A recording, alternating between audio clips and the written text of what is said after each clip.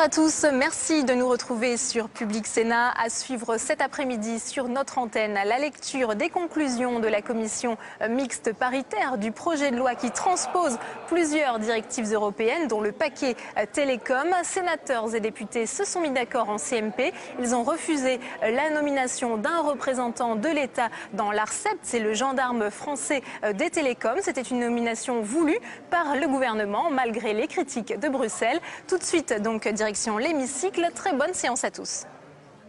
L'ordre du jour appelle l'examen des conclusions de la commission mixte paritaire chargée d'élaborer un texte sur les dispositions restant en discussion du projet de loi portant diverses dispositions d'adaptation de la législation au droit de l'Union européenne en matière de santé, de travail et de communication électronique. Dans la discussion générale, la parole est à Madame Colette Giudicelli, rapporteure pour le Sénat de la commission mixte paritaire.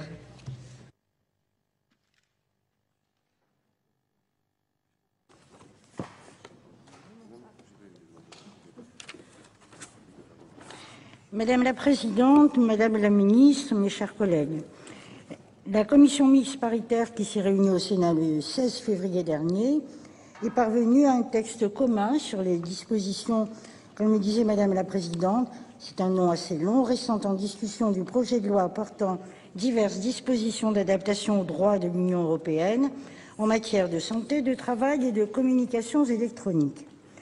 Ce projet de loi, je vous le rappelle, a pour objectif principal d'achever la transposition en droit français de plusieurs directives européennes. Nous citerons bien sûr notamment la directive service, dont la transposition aurait dû être achevée dès le mois de décembre 2009. Et le troisième paquet des télécoms, c'est comme ça qu'on l'appelle, dont l'examen au Sénat a été confié au fond à la commission de l'économie. D'ailleurs, je tiens à souligner ici la qualité du travail qui a été accompli par son rapporteur pour avis, Bruno Retailleau, auquel j'associe bien sûr Catherine Morin-Desailly pour la commission de la culture. En dépit du caractère technique de nombreuses mesures contenues dans ce projet de loi, les discussions que nous avons eues en commission, puis en séance publique, ont été singulièrement animées et je n'y attendais pas, je dois dire. La mise en œuvre de la directive service en particulier a suscité de réelles interrogations.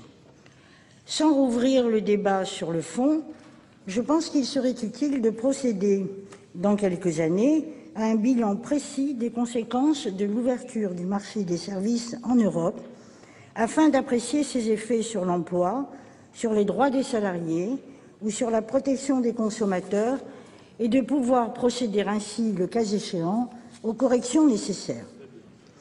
Au cours de la navette parlementaire, le projet de loi a été substantiellement enrichi. Sur proposition du gouvernement, l'Assemblée nationale a notamment adopté 2 articles d'habilitation qui autorisent la transposition par ordonnance de la directive de 2009 sur le comité d'entreprise européen et la mise en cohérence de notre droit avec un règlement relatif aux produits cosmétiques. Elle avait déjà, par ailleurs, adopté un article relatif aux médicaments de thérapie innovante, qu'elle soit génétique ou je ne me souviens plus de l'autre, et accepté la création d'un commissaire du gouvernement auprès de l'ARCEP, l'autorité de régulation des communications électroniques et des postes. Le Sénat a lui aussi complété le texte en y introduisant plusieurs articles additionnels. Sur proposition de sa commission de l'économie, il a par exemple consacré le principe de neutralité des réseaux et il a autorisé les opérateurs à communiquer à des tiers des informations sur les réseaux de télécommunications afin de favoriser un meilleur aménagement du territoire. Sur proposition de sa commission de la culture, il a souhaité que tous les élèves soient formés à un usage responsable d'Internet. En revanche, il n'avait pas suivi l'Assemblée nationale sur 2 mesures nouvelles. Nous avions réduit la portée de l'article relatif aux médicaments de thérapie innovante, cellulaire ou génétique, afin d'éviter tout risque en matière de sécurité sanitaire, puis supprimer l'instauration d'un commissaire du gouvernement auprès de l'ARCEP, considérant qu'elle risquait de nuire à l'indépendance et à l'impartialité de cette autorité administrative. Le texte élaboré par la commission mixte paritaire est proche de celui adopté par notre Assemblée. En effet, sur les 13 articles qui restaient en discussion, 7 ont été adoptés dans la rédaction issue des travaux du Sénat et 3 autres ont fait l'objet de modifications purement rédactionnelles. Cette CMP a également confirmé notre souhait de ne pas créer un commissaire du gouvernement auprès de l'ARCEP, et c'était important pour Bruno Retailleau. La CMP a néanmoins supprimé 2 articles qui avaient été introduits au Sénat. Le premier, que nous avions adopté contre l'avis de la Commission et du gouvernement, aurait eu pour effet de modifier de façon radicale la manière dont est appréciée la couverture des communes par les réseaux de téléphonie mobile, et cette mesure nous a semblé juridiquement difficile à mettre en œuvre et peu opportune, compte tenu de la rapidité des évolutions technologiques que l'on peut observer dans ce secteur. Le second a été supprimé parce que ces dispositions étaient simplement redondantes avec celles d'un autre article du texte. Au total, je considère que le texte élaboré par la commission mixte paritaire constitue un bon compromis, vraiment, dans la mesure où il préserve les améliorations apportées par notre Assemblée, et je vous invite donc à l'approuver, ce qui permettra à la France de se mettre rapidement en conformité avec ses obligations européennes et renforcera la sécurité juridique pour les prestataires de services et les opérateurs de télécommunications qui travaillent dans notre pays. Voilà, j'ai remercié tout à l'heure M. Retailleau, avant même qu'il arrive, et Mme Catherine Morin-Desailly. J'aurais remercié tout particulièrement ma présidente de la Commission des affaires sociales. Merci, Madame le rapporteur. La parole est à Madame Nora Béra, secrétaire d'État chargée de la santé.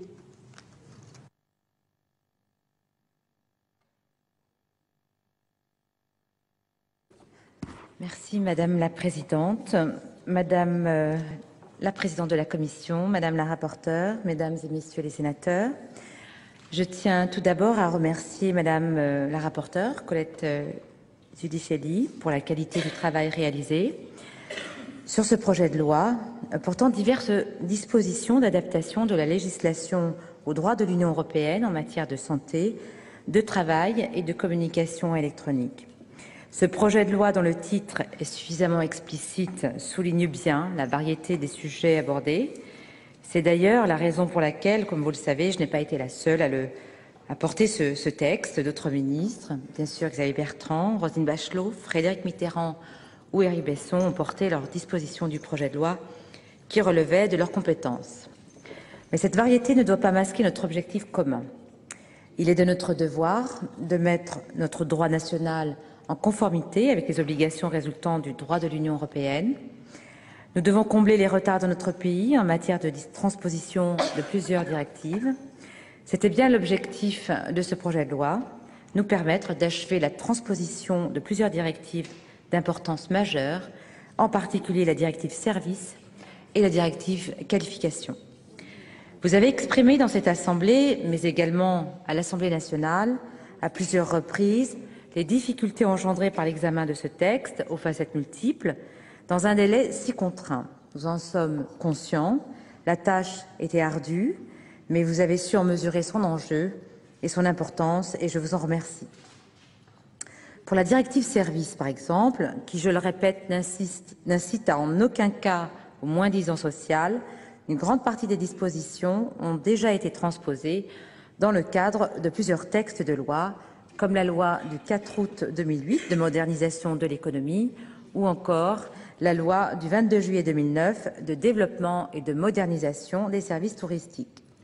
Mais d'autres n'ont pas encore pu faire l'objet d'une adoption législative définitive. Or, nous avons depuis longtemps dépassé la date butoir, qui est, je le rappelle, le 28 décembre 2009. À défaut d'une transposition complète de la directive service, nous risquons une condamnation en manquement avec une amende de plusieurs millions d'euros.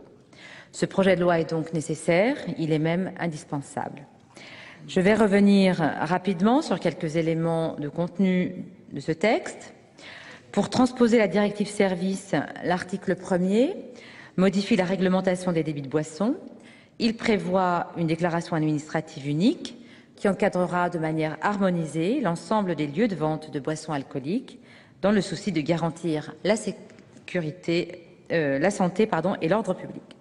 Comme je l'ai exprimé à plusieurs reprises, cette déclaration n'engendrera aucun coût supplémentaire pour les mairies.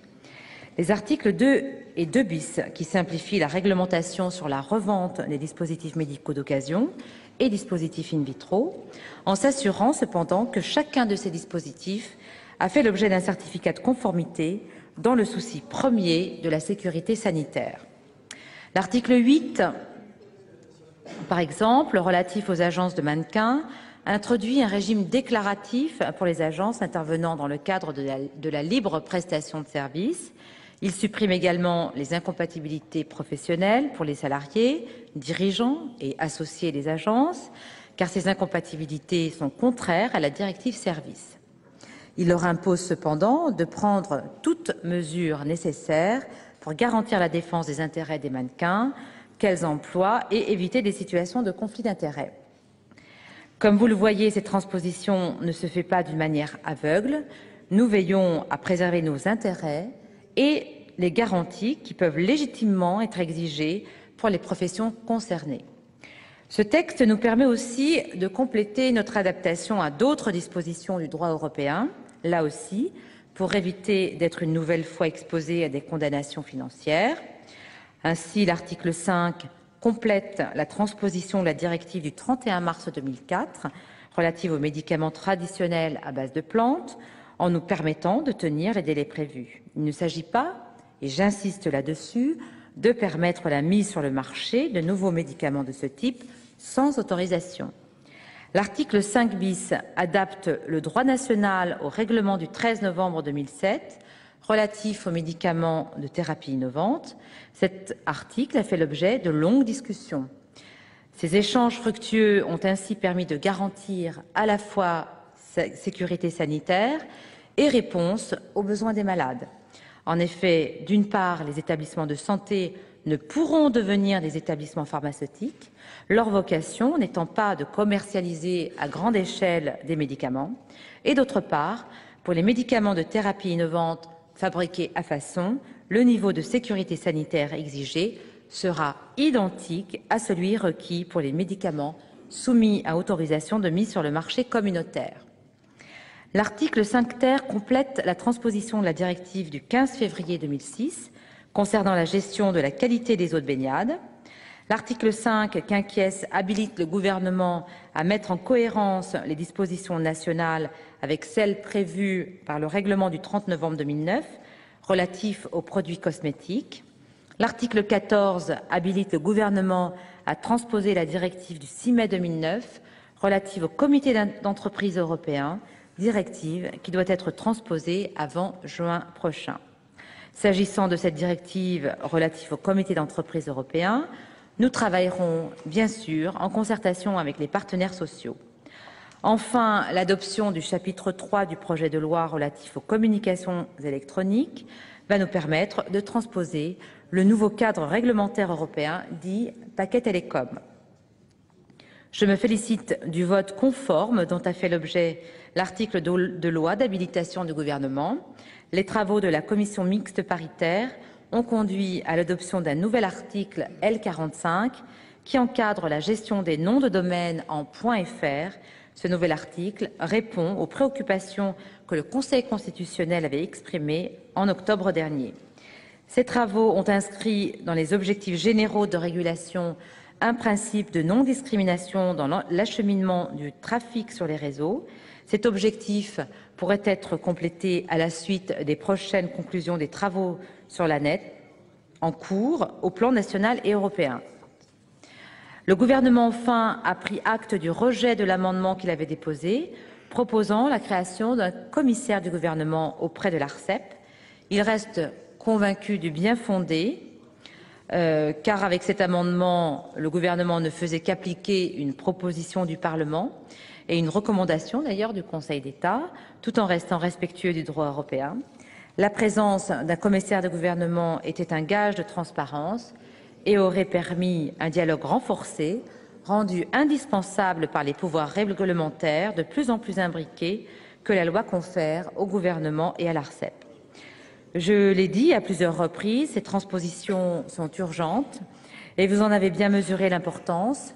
Je crois que l'on peut se satisfaire de l'équilibre du présent projet de loi tel qu'issu de la CMP et je tiens à vous remercier pour la qualité des débats et du travail parlementaire. Le Parlement apporte ainsi une réponse efficace en nous permettant de tenir nos engagements sur le plan du droit communautaire dans le respect de notre modèle social. Je vous remercie. Merci Madame la Ministre. Dans la suite de la discussion générale, la parole est à Monsieur Jean-Louis Masson, non inscrit.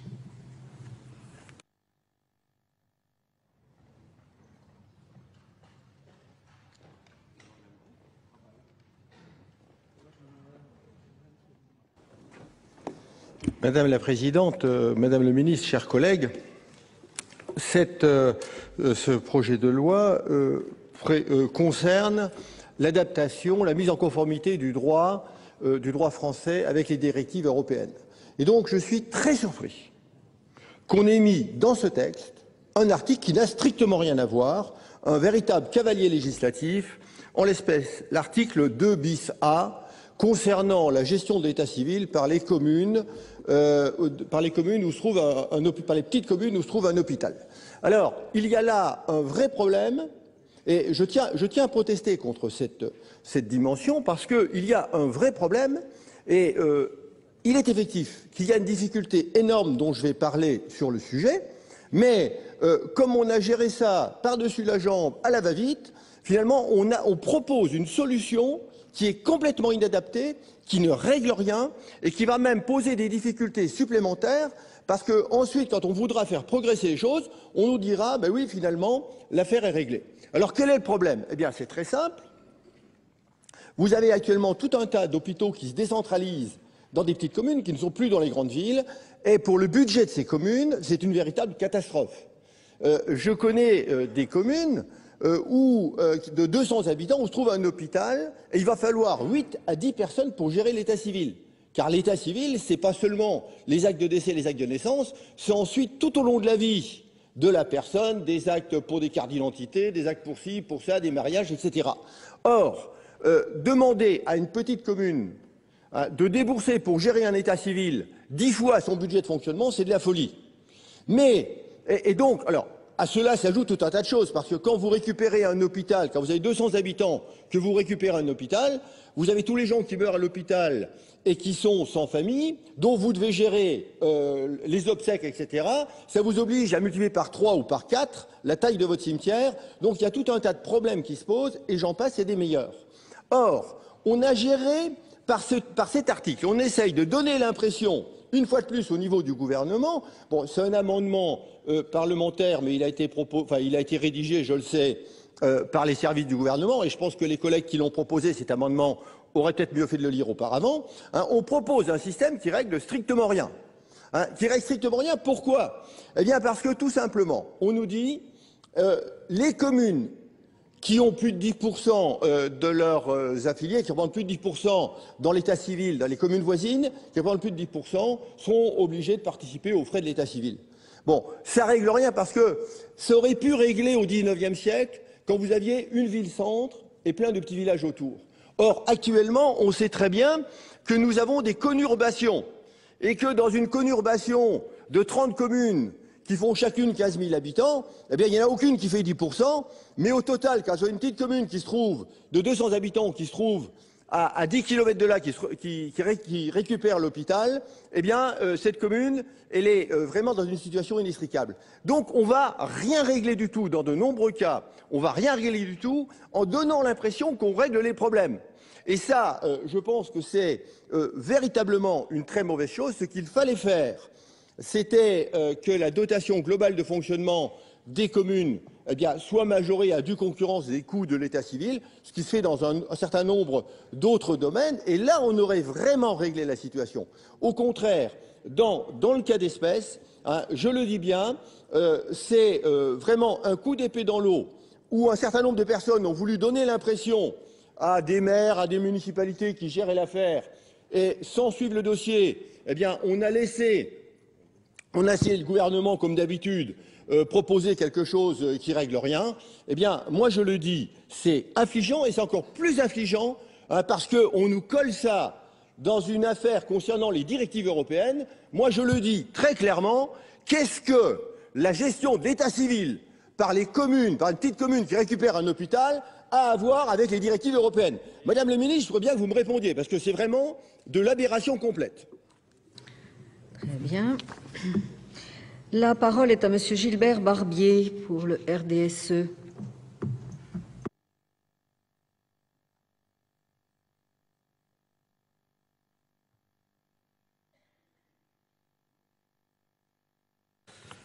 Madame la Présidente, Madame la Ministre, mes chers collègues, n'ayant pu être présent lors de l'examen de ce texte en première lecture, alors même que j'avais déposé des amendements, je souhaitais exprimer ici quelques remarques de forme et de fond à ce stade ultime des conclusions de la commission mixte paritaire. La première concerne les conditions dans lesquelles nous avons travaillé. En effet, ce projet de loi avait donné lieu à un large et riche débat en commission des affaires sociales, qui s'était conclu par une position favorable à la suppression de nombreux articles. Or, le débat dans l'hémicycle qui s'est déroulé le 10 février dernier est loin de traduire l'esprit et la volonté de notre commission. Le rapporteur a bien donné un avis favorable aux amendements de suppression en précisant qu'il était contre à titre personnel. Quant aux membres de la commission, compte tenu des dates à laquelle s'est discuté ce projet, bien beaucoup étaient absents. Certes, je peux comprendre qu'il soit difficile pour tous les groupes de siéger en séance le jeudi soir à 3 heures du matin. Moi-même, je n'ai pu être là, et ce sont mes collègues Denis Etcheverry et Daniel Marsin qui ont porté mes amendements. Quoi qu'il en soit, il est tout à fait anormal d'étudier un texte aussi important à cette heure aussi tardive, et on aurait pu espérer un résultat conforme à la décision de la Commission, même si l'on peut comprendre des positions personnelles. Souhaitons que ces situations ne se reproduisent plus. D'une manière générale, l'organisation du travail n'est pas très correcte. On nous laisse trop peu de temps pour examiner des textes touchant des domaines aussi différents que ceux qui sont contenus dans ce projet de loi. Il y avait certes, Madame le rapporteur, des délais imposés par l'Union européenne, mais là encore, la précipitation nous empêche d'imaginer d'autres dispositifs de transposition peut-être plus satisfaisants que ceux proposés. Car sur le fond, le groupe RDSE a des réserves. Comme l'a relevé le rapporteur lui-même, certains articles du projet peuvent susciter des craintes parfois légitimes. C'est le cas notamment de ce qui vient d'être évoqué concernant l'article 2, 2 bis et 3, sur lequel des amendements de suppression avaient été proposés. Concernant les produits de santé, il s'agit de permettre à des organismes établis dans un autre État membre de venir exercer en France pour la certification des dispositifs médicaux et l'évaluation des établissements de services sociaux et médico-sociaux qui sont aujourd'hui exclusivement le fait d'organismes habilités par l'AFSAPS ou l'ANEMS. Loin de nous l'idée de jeter l'opprobre sur quelconque organisme ou de s'opposer par principe à la libre prestation de services, mais s'agissant du domaine social et médical, nous sommes soucieux de garder un haut niveau de qualité et de sécurité. Comment s'assurer que les organismes établis dans un autre État membre répondent aux mêmes exigences d'intégrité, d'objectivité et de compétences que les organismes établis en France? Seront-ils soumis aux mêmes contrôles et aux mêmes sanctions? Chacun sait que, bien que la formation et les pratiques ne sont pas les mêmes d'un pays à l'autre.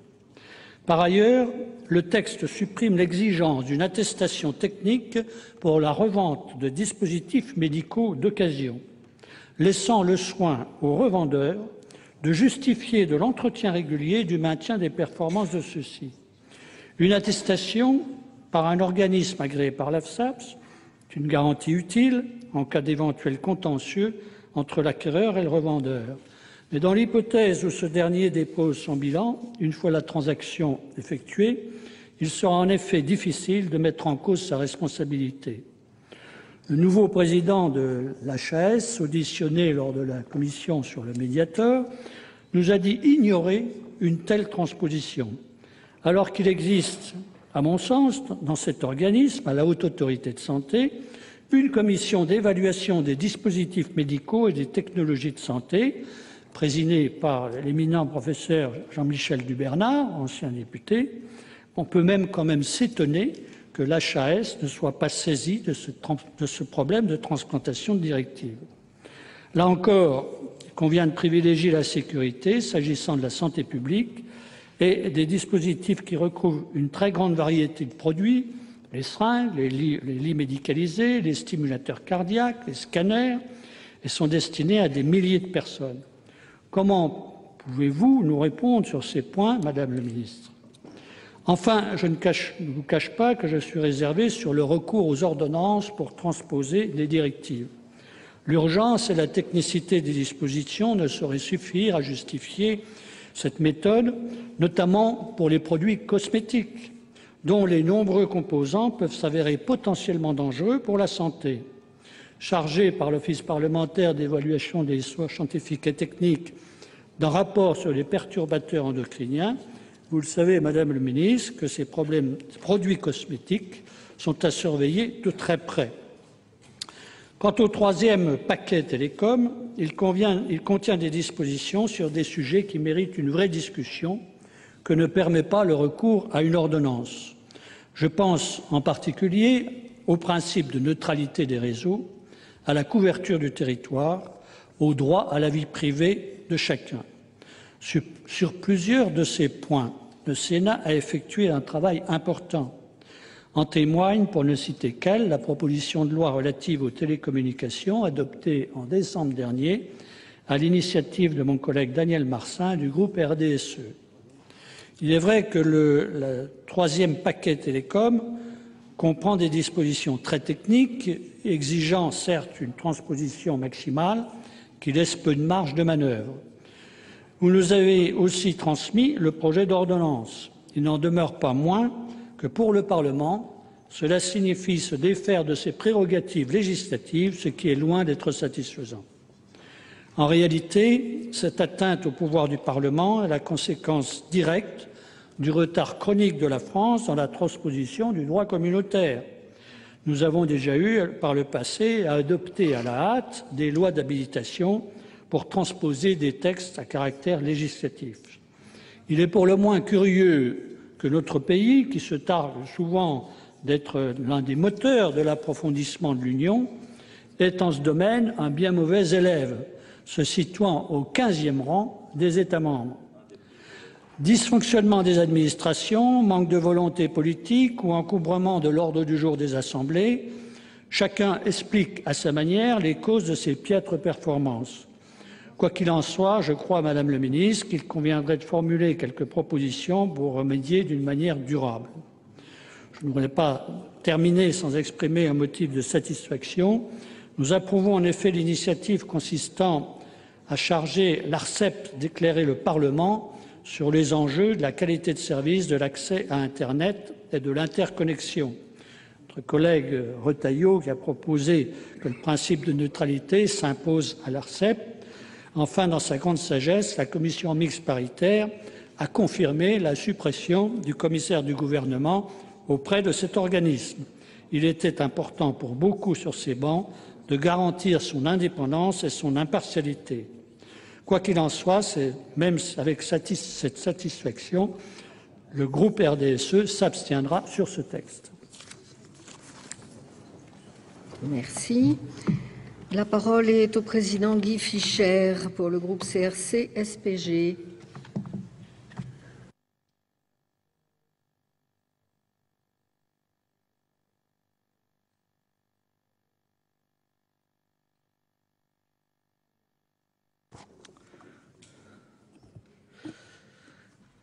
Madame la Présidente, Madame la Ministre, Madame la rapporteure, Madame la Présidente de la Commission, mes chers collègues, cela ne vous étonnera pas, après le processus qui a conduit à ce que notre Haute Assemblée et l'Assemblée nationale aient adopté pour l'essentiel le projet de loi déposé par le gouvernement et que nos deux chambres se soient entendues en commission mixte paritaire sur l'élaboration d'un texte commun, celui qui est mis au vote aujourd'hui, que les sénatrices et sénateurs du groupe communiste républicain citoyen et des sénateurs du parti de gauche maintiennent leur opposition à ce projet de loi.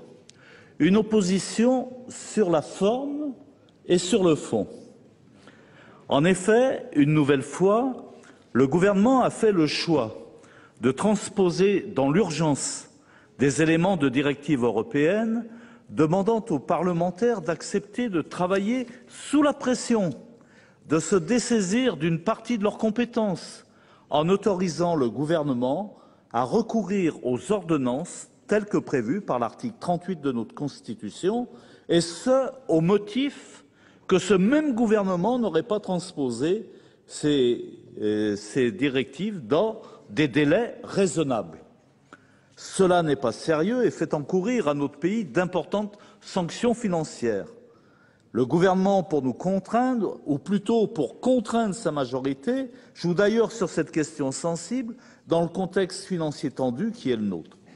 Alors je le dis tranquillement, mais avec fermeté, cette méthode de gouvernance, Madame la Ministre, dans laquelle les parlementaires ont à pâtir du manque de sérieux des ministres compétents doit cesser. Il faut absolument que l'on puisse travailler sur le fond, sur des sujets très importants et qui vont engager l'avenir de nos concitoyens.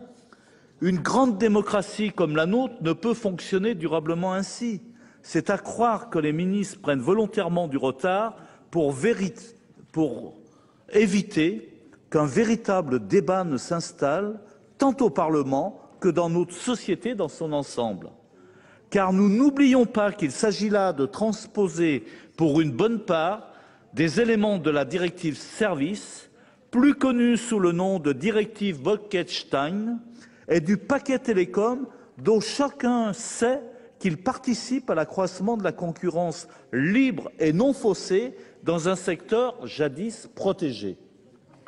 C'est d'ailleurs la finalité d'une bonne partie de ce projet de loi, très divers dans son contenu, puisqu'en réalité, votre gouvernement a opté, afin d'éviter une convergence des mécontentements et des oppositions, pour une transposition sectorielle plutôt que transversale.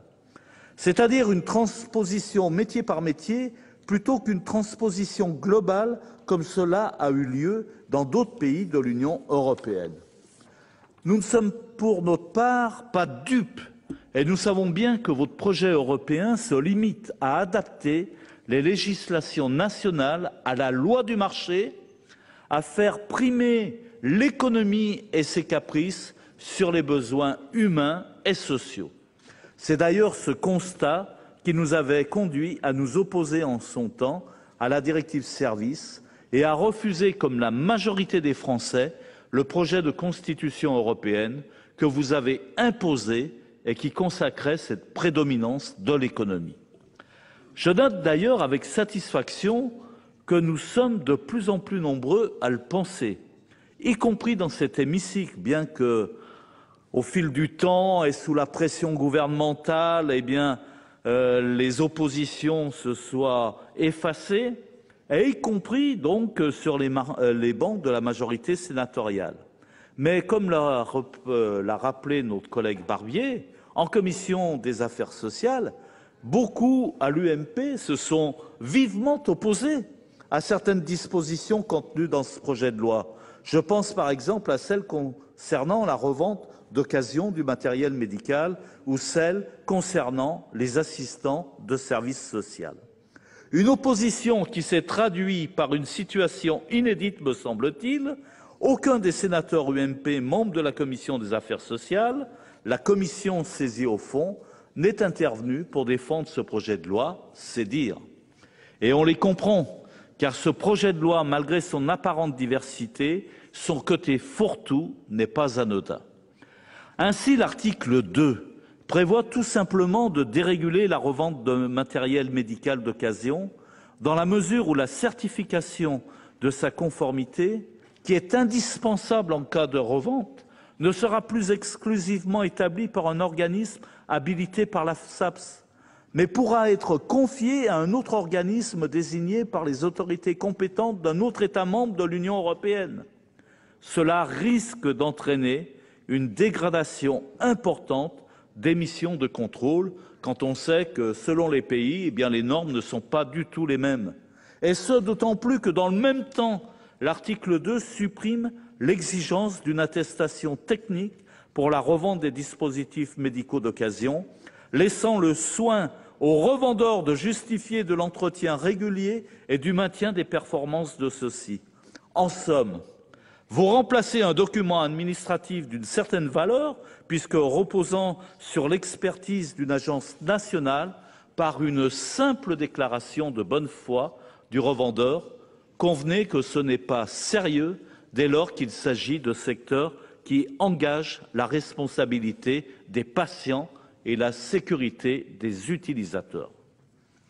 Quant à l'article 3, vivement contesté en commission par notre collègue Sylvie Desmarescaux, rapporteure pour le secteur médico-social du projet de loi de financement de la sécurité sociale, il prévoit d'autoriser des prestataires européens à exercer de manière temporaire et occasionnelle en France les missions d'évaluation et de contrôle des établissements d'hébergement pour personnes âgées dépendantes, les EHPAD, des instituts médico-éducatifs, les IME, qui doivent, comme vous le savez, procéder tous les 7 ans à des évaluations externes.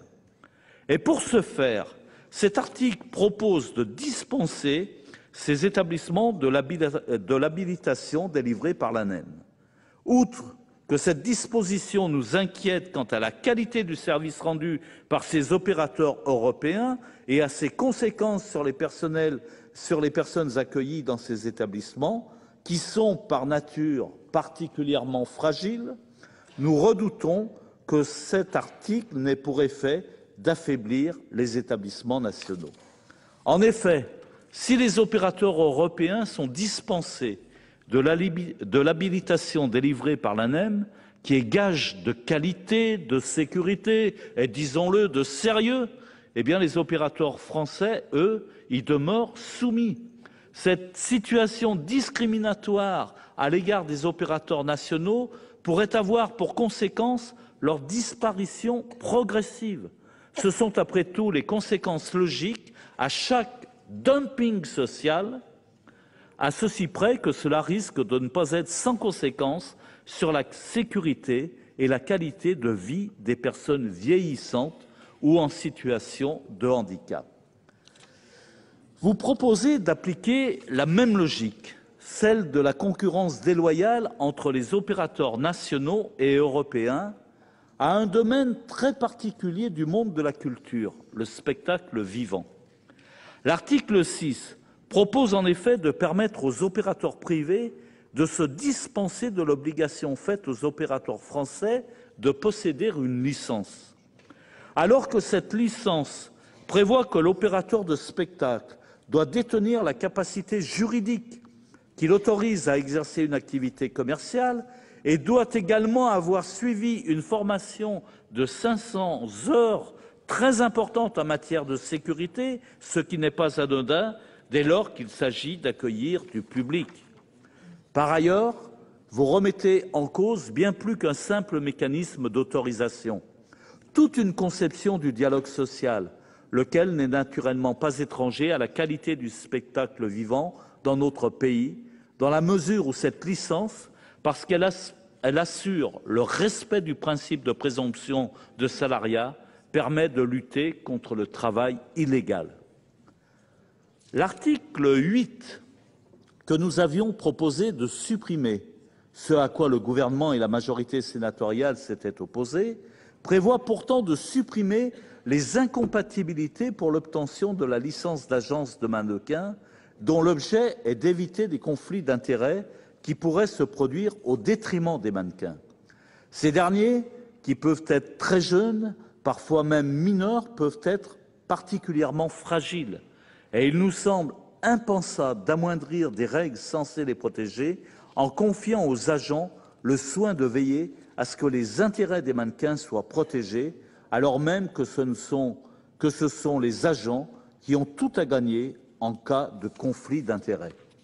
Enfin, pour conclure, comment ne pas souligner le risque fait peser l'article 10 de ce projet de loi sur le secteur social.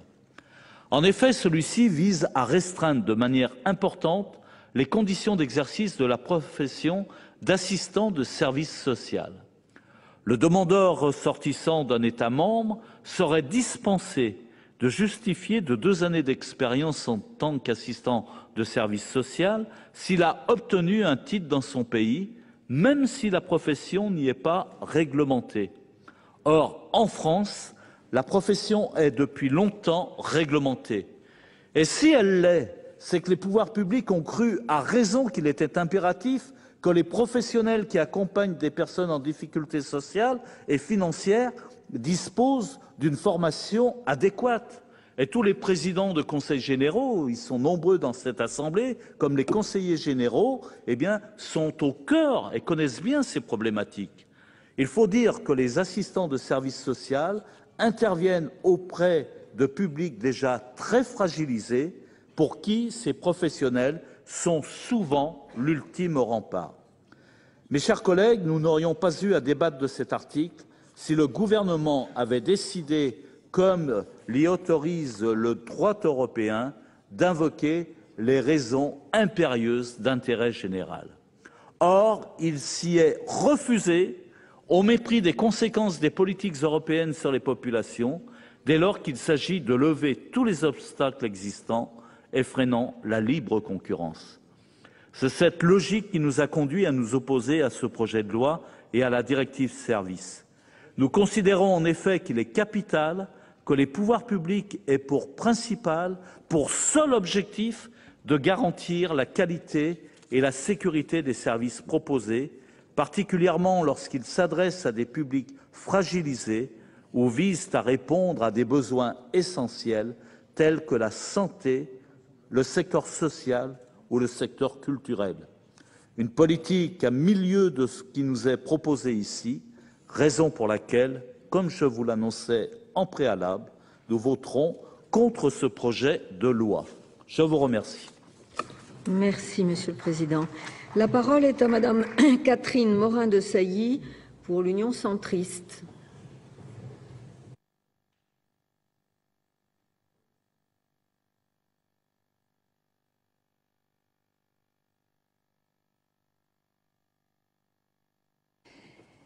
Madame la Présidente, Madame la Ministre, mes chers collègues, c'est dans l'urgence, une fois encore, que notre Parlement a examiné la transposition de différentes directives importantes. Je pense notamment à la directive dite service, dont le projet, rappelons-le, avait cristallisé le débat relatif au projet de traité constitutionnel européen en 2005. Aujourd'hui, il y a urgence, car la directive du 12 décembre 2006 relative aux services dans le marché intérieur et dont le présent texte achève la transposition, aurait dû être totalement intégrée à notre droit en décembre 2009. Encore plus impressionnant est le cas de la directive du 7 décembre 2005 relative à la reconnaissance des qualifications professionnelles que transpose aussi ce projet de loi, dont le délai de mise en œuvre a expiré en octobre 2007. Plus de 3 ans de retard, Madame la Ministre, ce n'est pas rien. Alors que notre pays, membre fondateur de l'Union, devrait être un exemple en la matière de transposition, je tiens à rappeler que la France est le 6e pays le plus en retard en la matière sur 27. Par ce comportement, la France porte évidemment atteinte au principe de sécurité juridique qui nécessite de la prévisibilité et de la stabilité dans la transposition des directives communautaires et bien sûr de notre réglementation en général. J'ajoute enfin qu'en termes financiers, cette négligence du gouvernement a coûté cher. En 2005 et en 2008, nous avons été condamnés à une astreinte semestrielle de 57,8 millions d'euros et à une amende forfaitaire de 10 millions d'euros. Avec un déficit proche de 8% du PIB, nous ne pouvons tout simplement plus nous permettre ce genre de fantaisie. Pour revenir au texte proprement dit, un ensemble quelque peu hétéroclite, nous en avons tous convenu lors des débats, je tenais à réaffirmer la position de notre groupe qui était globalement favorable aux dispositions adoptées par le Sénat. Bien entendu, à titre personnel et en tant que rapporteur pour avis de la Commission de la Culture, de l'Éducation et de la Communication, j'accueille particulièrement bien les dispositions de la directive service qui permettent notamment aux architectes de l'Union d'exercer leur profession en France en tant qu'associés d'une société d'architecture. Et je soutiens également les dispositions qui ont été prises pour les professeurs de danse, facilitant ainsi leur insertion professionnelle au sein de l'Union. Je m'attarderai quelques instants sur le paquet télécom que le projet de loi entend transposer par voie d'ordonnance. Sur ce point, je me réjouis que des objectifs culturels, la promotion de la diversité culturelle ou linguistique, le pluralisme des médias, que ces objectifs puissent être pris en compte par l'ARCEP dans le cadre de sa compétence d'attribution de fréquences. Bien sûr, nous resterons très vigilants lors de l'examen du texte de ratification des ordonnances. La commission mixte paritaire a eu en outre la sagesse de maintenir la position du Sénat sur des apports que je considère fondamentaux, notamment la neutralité des réseaux. La disposition, fruit des conclusions de la table ronde que nous avons eu à cœur d'organiser avec Pierre Hérisson et Bruno Retailleau, que ce dernier, rapporteur pour avis, a introduite dans le texte, fixe désormais dans le CPCE le principe de la neutralité de l'Internet, tout en garantissant, et c'est important, un caractère législatif souple et consensuel qui permettra de faire vivre le débat et d'adapter la loi en fonction des évolutions futures. Je me réjouis également que la CMP ait maintenu un autre apport essentiel des sénateurs, notamment centristes, en confirmant qu'aucun représentant de l'État ne siégerait au sein de l'ARCEP. C'est une condition sine qua non de l'indépendance qui caractérise les autorités de régulation. Et Madame la Ministre, je tiens à rappeler que c'est ce qu'a rappelé avec la plus grande fermeté la Commission européenne.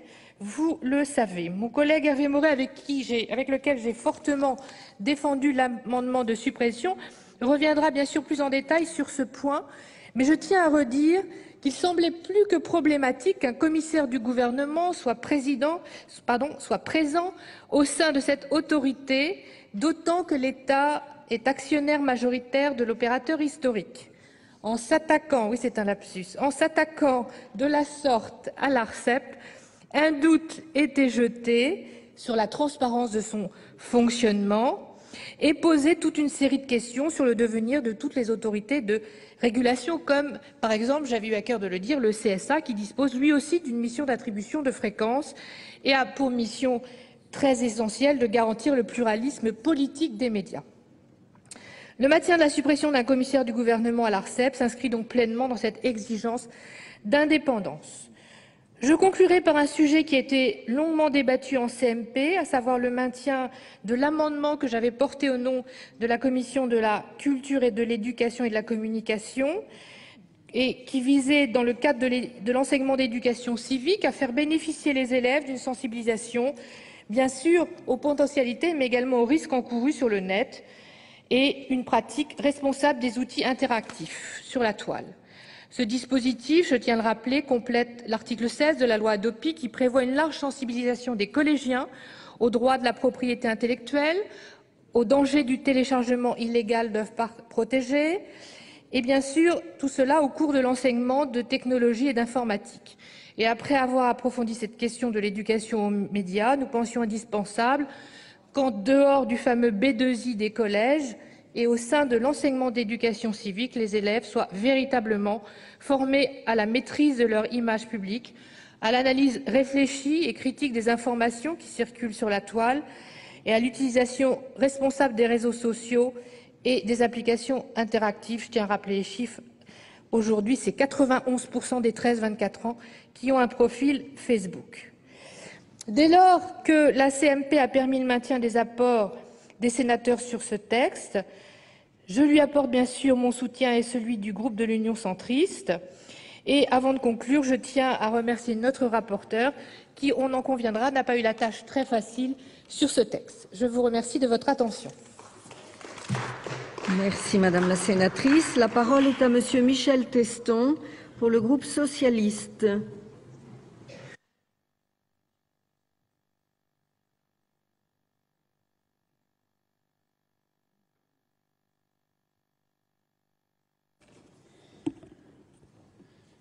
Madame la Présidente, Madame la Ministre, Madame la Présidente de la Commission des Affaires sociales, Mesdames et Messieurs les rapporteurs et rapporteurs pour avis, chers collègues, nous arrivons à la fin du processus d'examen de ce projet de loi dit d'adaptation de la législation au droit de l'Union européenne en matière de santé, de travail et de communications électroniques. Une remarque générale d'abord. Madame la ministre, le groupe socialiste demande que le gouvernement cesse de légiférer dans l'urgence et pire encore par ordonnance sur des sujets essentiels pour nos concitoyens. Cette manière de procéder est un moyen de transposer ces directives en court-circuitant les parlementaires et en éludant un vrai débat. En outre, comme l'a également souligné mon collègue Yves Daudigny lors de la réunion de la commission mixte paritaire, la méthode choisie par le gouvernement le dispense de l'avis du Conseil d'État sur le fond. Concernant la transposition de la directive Services, nous avons bien saisi le choix du gouvernement de l'intégrer au droit national par petites touches, évitant ainsi un texte de loi spécifique et partant un débat sans doute plus long et plus difficile que celui-ci. Concernant les établissements de soins, les établissements sociaux et médico-sociaux, le texte conduit ni plus ni moins au démantèlement et à la dérégulation. Les dispositions relatives à la santé et au travail de ce texte ne sont pas acceptables pour notre groupe. J'en viens aux dispositions relatives aux communications électroniques. Là encore, le gouvernement a souhaité être habilité à transposer par ordonnance les directives et le règlement appelé troisième paquet télécom, en raison de l'obligation de respecter la date butoir de transposition fixée au 25 mai 2011. Cette obligation est réelle. Ceci étant, comment ne pas rappeler que le troisième paquet télécom a été adopté par le Parlement et le Conseil européen le 25 novembre 2009. Or, le projet de loi de transposition n'a été déposé sur le bureau de l'Assemblée nationale que le 15 septembre 2010.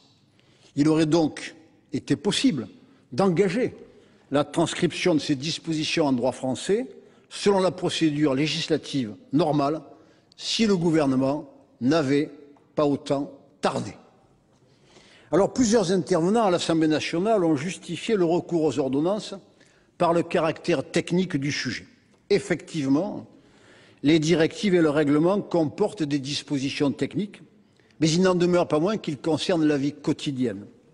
Ils conditionnent en partie la desserte du territoire en service à très haut débit et la qualité des prestations de téléphonie et d'Internet. En procédant par voie d'ordonnance, le gouvernement a privé les parlementaires d'un débat sur des enjeux majeurs comme la séparation fonctionnelle, la réorganisation et la libéralisation du spectre radioélectrique ou le service universel. Ainsi, la possibilité reconnue aux autorités nationales d'imposer aux opérateurs une séparation entre les activités opérationnelles et celles qui sont liées à la gestion du réseau aurait mérité un vrai débat entre ceux qui y voient un moyen de renforcer la concurrence et ceux, dont je fais partie, qui craignent qu'elle ne contribue à augmenter le prix de l'accès au réseau et à retarder les investissements dans la fibre optique. Le troisième paquet télécom met en place en outre un organe européen des régulateurs nationaux avec un risque qu'il se substitue aux autorités de régulation nationales. Si un texte spécifique avait été déposé et examiné dans le cadre de la procédure législative normale, nous aurions pu débattre de l'intérêt de mécanismes alternatifs et je pense en particulier à la corégulation qui est défendue par Catherine Trautmann, députée européenne, dans une logique de meilleure coopération entre les régulateurs nationaux. Tous ces thèmes, touchant un domaine de plus en plus important pour la vie quotidienne de nos concitoyens, auraient mérité que nous leur consacrions davantage de temps. La neutralité des réseaux est prévue à l'article 11 ter. Il s'agit d'une transposition a minima, défendant ce principe en renforçant les pouvoirs du régulateur. À ce sujet, il est important de rappeler qu'une mission parlementaire réfléchit sur la question et que les dernières rencontres parlementaires sur l'économie numérique, qui se sont tenues le 8 février dernier, étaient consacrées à la neutralité d'Internet. Le troisième paquet télécom érige en principe contraignant la neutralité technologique, c'est-à-dire la liberté d'utiliser n'importe quelle technologie dans une bande de fréquence, et pose le principe de la neutralité du service, c'est-à-dire la liberté d'utiliser le spectre pour offrir n'importe quel service. Il s'agit là encore, à mon sens, de favoriser la concurrence et donc le développement d'une nouvelle gamme de services tels que la télévision numérique terrestre ou la télévision mobile. Le gouvernement français ne risque-t-il pas de tirer argument de cette réforme pour repousser l'introduction de l'accès Internet dans le champ du service universel? Quant aux dividendes numériques, y aura-t-il une adaptation pour permettre une juste répartition des fréquences libérées entre les services audiovisuels, le haut débit et le très haut débit? Dans ce contexte incertain, notre groupe a défendu une nouvelle fois un amendement visant à instaurer un service universel en matière d'Internet, avec la possibilité pour tous, en particulier les plus modestes, d'accéder à ce service à un coût abordable. Cet amendement n'a pas été adopté et je le regrette. Nous avions réussi aussi à faire adopter un amendement créant un article 12 bis A, amendement déposé par Hervé Maurey, et qui disposait que, je cite, « Une commune est réputée couverte quand sur l'ensemble de son territoire sont offerts au public les services répondant aux obligations de permanence, de qualité et de disponibilité ». Fin de citation. Cet amendement, le groupe socialiste avait déposé le même, nous paraissait essentiel dans la mesure où de nombreuses communes ne sont pas totalement couvertes par les réseaux mobiles. En commission mixte paritaire, les rapporteurs et le rapporteur ont fait adopter un amendement de suppression de cet article. Certes, le même amendement avait été adopté précédemment lors de la discussion de la proposition de loi de notre collègue Marsin. Toutefois, nous ne savons pas quel sort sera réservé à cette proposition de loi à l'Assemblée nationale. J'ai tendance à penser que ce sera probablement un triste sort. Force est donc de constater que nous n'avançons pas sur cette question pourtant essentielle, probablement parce que les opérateurs voient d'un très mauvais œil une nouvelle obligation leur incombant. Il n'en demeure pas moins que la couverture des parties habitées de chaque commune est une nécessité, en particulier si l'on veut contribuer à la revitalisation des territoires fragiles. D'ailleurs, la même remarque peut être faite s'agissant du haut et du très haut débit. Alors, à l'issue de nos travaux, quelles conclusions pouvons-nous tirer? D'abord, que la méthode employée par le gouvernement pour la transposition des directives n'est pas acceptable. Ensuite, et sur le fond, de nombreuses dispositions auraient mérité un débat plus approfondi dans le cas de textes de loi dédiés. Quant aux communications électroniques, eh bien, l'un des amendements essentiels que nous avions fait voter, la couverture totale en téléphonie mobile, a été supprimé en commission mixte paritaire. En conséquence, et compte tenu de toutes les réserves que nous pouvons émettre sur ce texte, le groupe socialiste se prononcera contre. Merci. La parole est à Monsieur Bruno Retailleau pour le groupe non inscrit.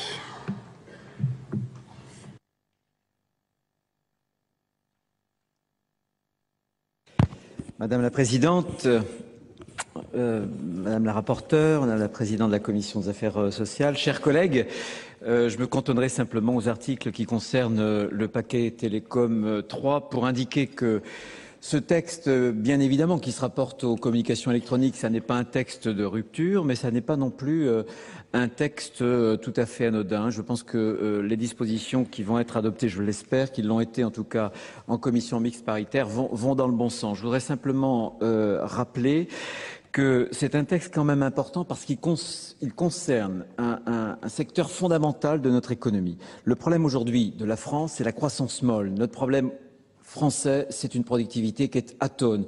Or, une étude qui vient d'être présentée ce matin à Bercy révèle que l'économie numérique, le numérique en général, contribue à hauteur de 25% à la croissance française.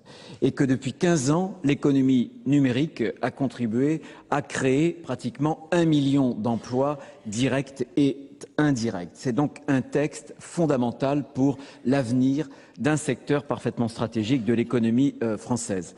Pour ce qui concerne les apports de ce texte, je m'en tiendrai simplement dans les quelques minutes qui me sont réservées à 3 apports majeurs.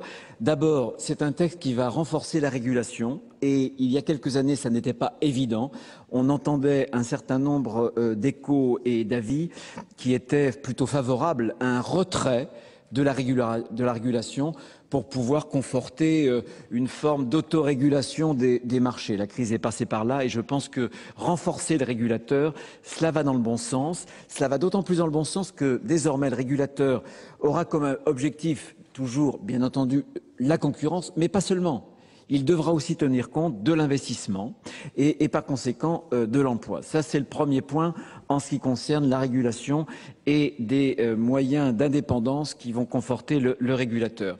Le deuxième point, deuxième apport majeur, concerne des problématiques qui sont un peu nouvelles dans ce paquet Télécom 3. Il s'agit notamment des mesures favorisant la meilleure information des consommateurs, des mesures favorisant une meilleure protection aussi pour les consommateurs. Je pense à ce qu'on appelle la publicité automatique par rapport notamment au phénomène des cookies. Le consentement des consommateurs sera recherché pour que des sociétés, des entreprises puissent avoir accès à ce type de techniques commerciales.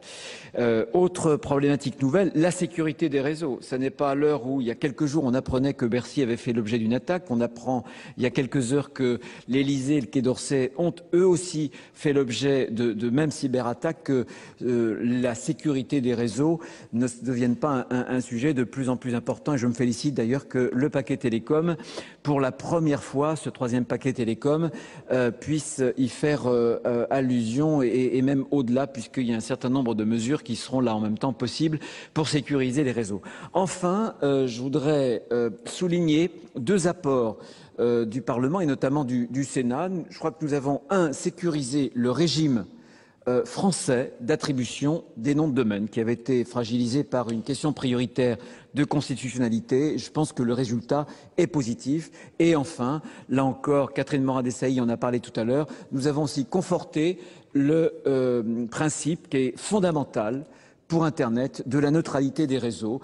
Il s'agissait simplement d'encourager un Internet qui soit et qui reste un bien stratégique collectif, qui ne soit pas ni privatisé, ni balkanisé. Je ne peux pas m'étendre sur ce principe-là, mais l'idée d'un Internet ouvert est fondamentale pour l'avenir du web en France et dans le monde. Et je me félicite qu'avec Catherine Morin-Desailly, nous ayons pu trouver un accord et que le Sénat et la commission mixte paritaire aient ratifié. Voilà, je voudrais pour terminer moi aussi féliciter la présidente de la commission des affaires sociales et puis la rapporteure qui n'ont pas toujours effectivement une tâche facile.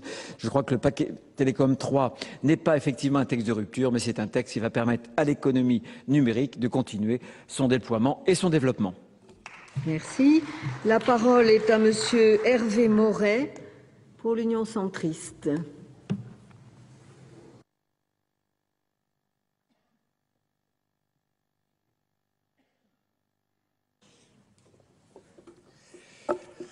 Madame la Présidente, Madame la Ministre, Madame la Présidente de la Commission des affaires sociales, Madame la rapporteure, les commissions mixtes paritaires ne sont pas toujours, loin s'en faut, source de grande satisfaction pour les sénateurs, puisque trop souvent les positions exprimées par notre Assemblée avec force et conviction ont disparu des textes soumis à notre approbation après CMP. Les exemples, hélas, ne manquent pas, même si je pense plus particulièrement à cet instant à la récente réforme des collectivités territoriales. Le texte que nous examinons aujourd'hui nous offre au moins une satisfaction, celle de voir le vote du Sénat confirmé sur un sujet important, un sujet qui avait fait débat ici, mais aussi à l'Assemblée nationale et dans les médias, celui de la création d'un commissaire du gouvernement auprès de l'ARCEP, proposé au détour d'un amendement à l'Assemblée nationale par le gouvernement. Nous sommes d'autant plus satisfaits de la disparition de l'article 13 que je l'avais proposé à notre commission de l'économie, puis avec Catherine Morin-Desailly et l'ensemble du groupe de l'Union centriste à notre Assemblée. Cette position ferme du Sénat a donc été obtenue contre l'avis de la Commission et du gouvernement grâce à notre groupe, sans lequel, je le rappelle régulièrement, dans l'espoir que le gouvernement et nos amis de l'UMP finissent par l'entendre, il n'y a pas de majorité au Sénat. Cette décision, nous l'avons prise non pas comme l'avait laissé entendre le ministre, sous la pression de l'ARCEP ou sous la pression de la Commission, ou pour le contrarier, mais parce que nous considérions que le Sénat a un rôle particulier dans nos institutions et dans notre histoire en matière de défense des libertés publiques. Et nous venons encore, selon le même schéma, de le vivre pour la déchéance de nationalité. Les centristes ont permis au Sénat d'affirmer son attachement à une liberté fondamentale, et malgré les déclarations que j'avais lues dans la presse, selon lesquelles le dernier mot serait donné à l'Assemblée nationale, le gouvernement a pris acte de la volonté du Sénat et renoncé au dispositif proposé. C'est une victoire pour le Sénat et c'est une victoire pour notre famille politique.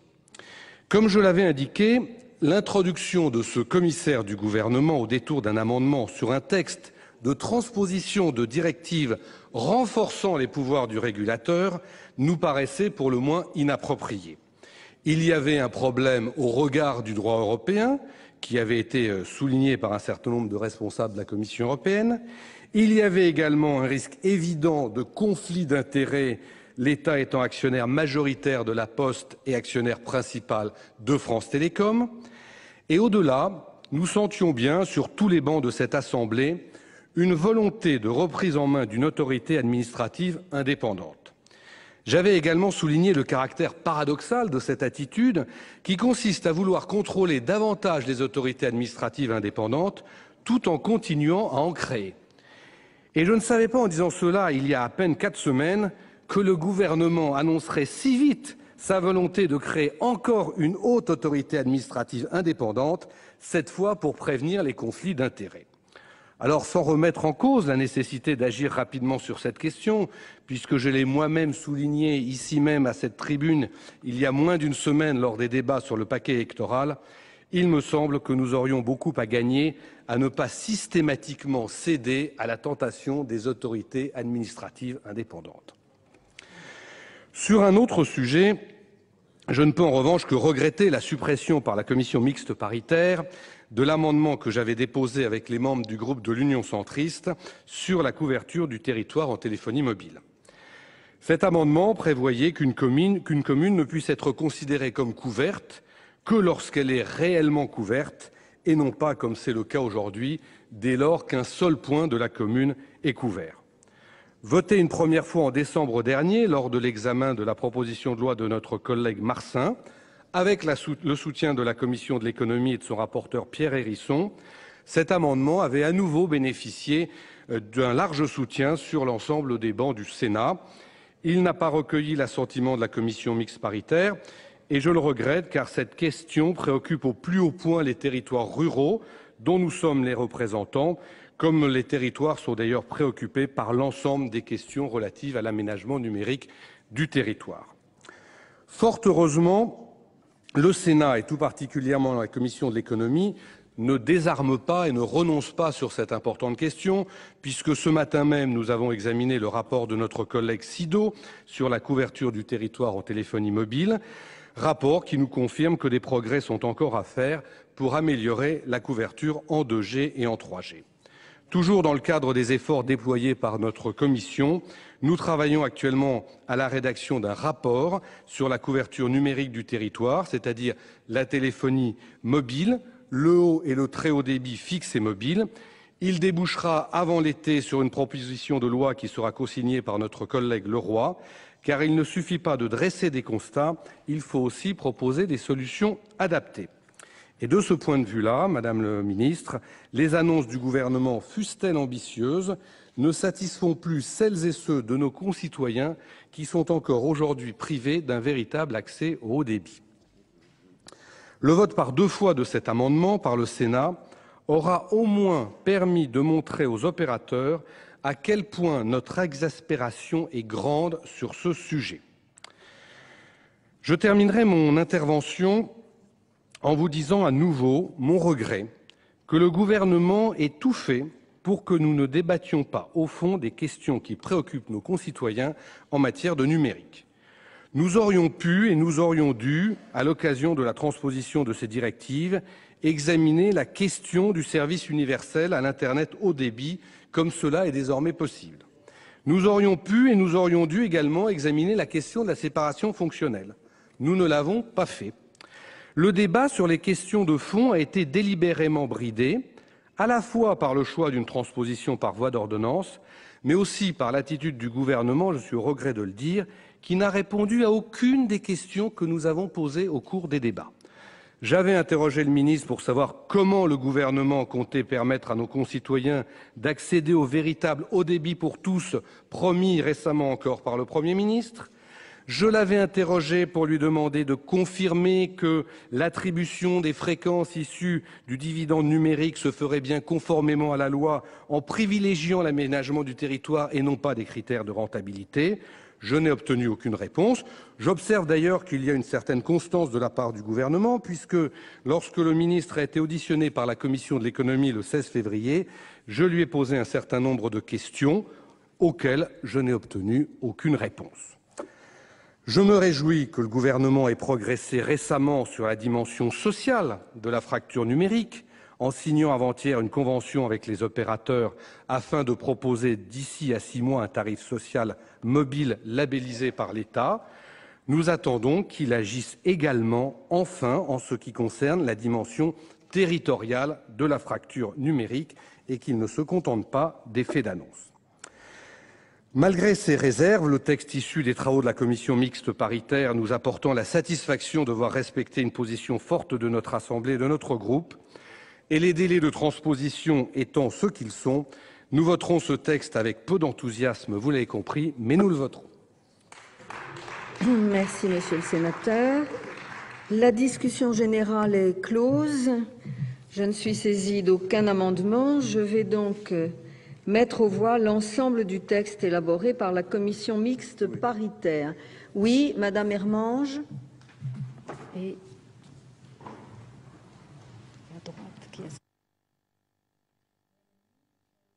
mes chers collègues, je voudrais dire que je ne voterai pas ce texte conformément à ce que j'avais exprimé en commission des affaires sociales. Je vais d'ailleurs m'excuser de ne pas avoir été présente en séance, mais la vérité, je me suis trompée de semaine d'ordre du jour. Voilà. Pour 3 raisons. D'abord, les raisons évoquées par notre collègue Barbier sur l'assouplissement des règles en matière de certificat des dispositifs médicaux. Si nous avons aujourd'hui, vous le savez, Madame la Ministre, sur notre sol, un certain nombre d'inquiétudes en matière de médicaments, nous en avons aussi en matière de dispositifs médicaux, où nous sommes moins contraignants, et les dispositions qui sont prévues dans cette directive vont permettre un assouplissement qui peut être inquiétant. La deuxième raison, c'est qu'alors que nous allons examiner dans 15 jours un texte sur la bioéthique, et avec tout un chapitre sur la recherche sur les cellules souches et sur les cellules souches embryonnaires, le texte tel qu'il nous est proposé ici avec la transposition de cette directive le précède, puisqu'il modifie d'une part l'article L. 1125-1 en matière de médicaments de thérapie innovante, ainsi que l'article 51-21-1 concernant les produits issus de l'ingénierie tissulaire ou des médicaments combinés de thérapie innovante. Donc, le texte que nous allons voter précède le débat et l'article concernant la problématique sur la recherche sur les cellules souches. Et la troisième raison, Madame la Ministre, c'est que nous avions une CMP qui était prévue ce matin pour discuter du texte sur la recherche sur les personnes. Or, cette CMP a été annulée au motif qu'il y aurait une directive européenne en la matière. Cette directive, nous ne la connaissons pas. D'un côté, j'observe qu'il faut se presser dans le cadre du travail législatif pour transposer cette directive, et de l'autre, nous n'avons pas encore de directive et on nous demande de surseoir à notre travail législatif. Donc ce n'est pas dans les habitudes, mais pour ces 3 raisons, je ne pourrai pas voter ce texte. Merci. La parole est à Madame Brigitte Bout.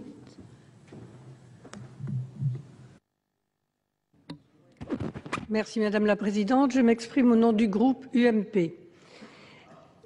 Madame la Présidente, Madame la Ministre et mes chers collègues, nous sommes parvenus au terme de l'examen du projet de loi portant diverses dispositions d'adaptation au droit communautaire en matière de santé, de travail et de communication électronique. Il s'agit de transposer des directives soit directement, soit en habilitant le gouvernement à le faire par voie d'ordonnance, en particulier s'agissant du paquet télécom. Je tiens tout d'abord à saluer la qualité du travail des rapporteurs, Madame Colette Giudicelli, Catherine Morin-Desailly, ainsi que Monsieur Bruno Retailleau. Ce processus de transposition subit fréquemment des retards qui génèrent des difficultés de plusieurs ordres. D'une part, des difficultés d'ordre financier. En effet, le montant des amendes et des astreintes peut atteindre des dizaines de millions d'euros. Dans un contexte de budget contraint, nous devons nous attacher à minimiser ces pénalités financières. D'autre part, au-delà de l'impact de ces amendes sur nos finances publiques, c'est la crédibilité de notre pays qui est en jeu. Si nous voulons rester un acteur majeur de la scène européenne, nous devons mener à bien l'harmonisation de la réglementation communautaire. Le groupe UMP, dans sa grande majorité, approuve les mesures initiées par notre Assemblée. Parmi ces avancées, je citerai la création d'un mécanisme de solidarité financière entre petites communes destiné à permettre un partage des charges liées à la tenue de l'état civil au profit de la commune qui accueille un hôpital intercommunal comportant une maternité. L'encadrement plus rigoureux de la fabrication des médicaments de thérapie innovante et la formation des élèves à l'utilisation de l'informatique et des outils interactifs. Enfin, le volet télécommunications a été renforcé avec des dispositions touchant notamment au régime des noms de domaine et à l'interconnexion des réseaux. Nous nous félicitons à cet égard de l'affirmation du principe de neutralité des réseaux. Le groupe UMP votera donc ce texte. Je vous remercie. Merci Madame la sénatrice. La parole est à Monsieur Michel Teston. Merci Madame la Présidente. Madame la Ministre, chers et chers collègues, ayant eu l'occasion, il y a quelques minutes, d'expliquer l'appréciation portée par le groupe socialiste sur ce projet de loi, je me limiterai à quelques brèves remarques sur la méthode et sur le fond. Sur la méthode, l'urgence ne justifie absolument pas la méthode de transposition qui a été retenue, c'est-à-dire la loi d'habilitation.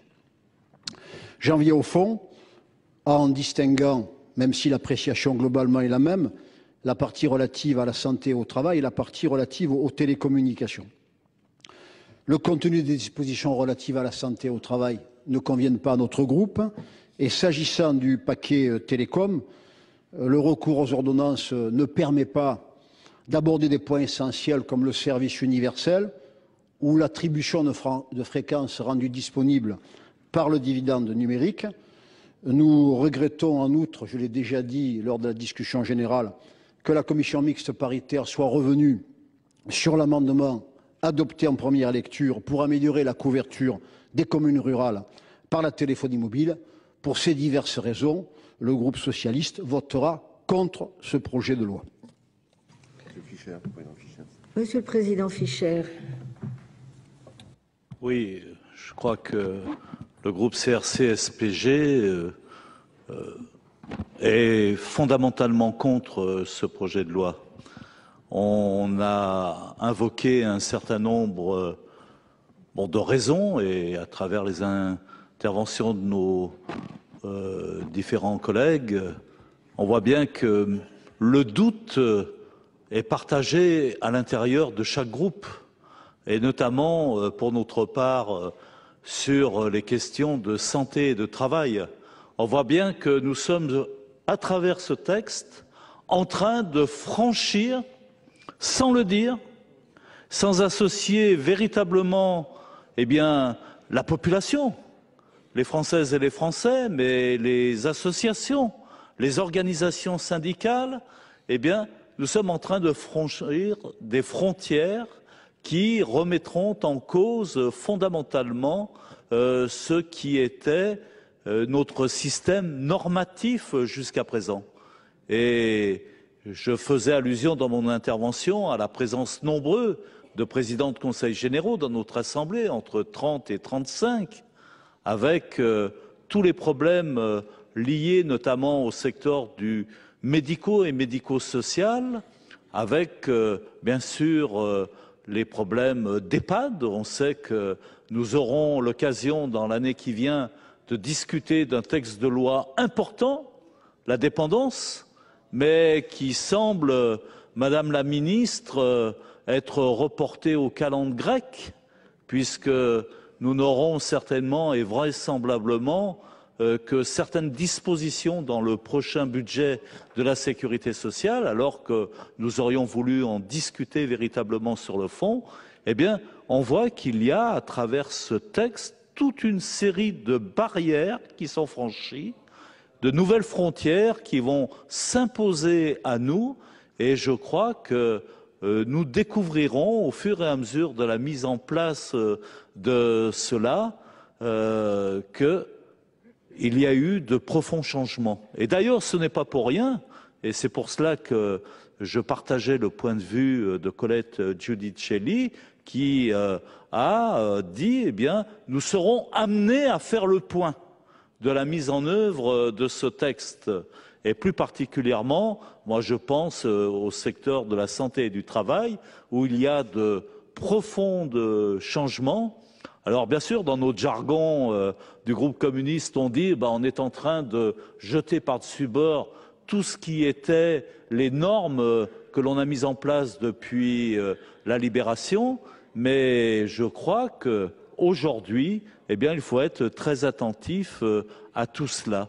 Et c'est pour cela que l'on ne peut que conforter notre opposition à de tels textes qui passent à l'insu du plus grand nombre, qui vont s'imposer réglementairement. Et je crois que dans cette période, mais bien sûr avec la création du conseiller territorial et la disparition des conseils généraux, j'espère bien qu'on changera les choses bien avant pour que l'on puisse revenir sur des problèmes de fond dans une période où la crise économique et sociale est très importante. Et les chômeurs et les précaires qui manifestaient tout à l'heure près de notre palais du Luxembourg, eh bien, étaient là pour nous le rappeler. Et je voudrais, Madame la Présidente, faire un rappel au règlement pour terminer. Car il y avait une manifestation qui avait été autorisée. Et je trouve anormal, alors que cette manifestation était peu nombreuse, qu'on ait interdit l'accès du jardin du Luxembourg pour manger le petit casse-croûte qu'ils avaient prévu. Alors qu'ils ne comptaient absolument pas manifester dans le jardin du Luxembourg, on leur a interdit l'accès. Et c'était des citoyens et des Français qui se trouvent dans des situations terrible. Eh bien cela, croyez-moi, je l'ai vécu, moi, douloureusement. Heureusement que je n'étais pas là parce que j'interpelle officiellement, au nom de mes collègues et d'Annie David, bien entendu, je trouve que l'on pouvait au moins permettre l'accès aux bancs pour qu'ils puissent manger leur casse-croûte, quoi. On marche sur la tête. Merci. Je vous donne acte de ce rappel au règlement, Monsieur le Président. Je vais donc mettre aux voix l'ensemble du texte élaboré par la commission mixte paritaire. Qui vote pour? Qui vote contre? Abstention? Le Sénat a adopté définitivement le projet de loi. Nous quittons l'hémicycle du Sénat. Merci à vous d'avoir suivi cette séance. À suivre sur notre antenne Preuve par 3 avec ce soir comme invité Ramayad. Merci de votre fidélité. Bonne fin de journée à tous.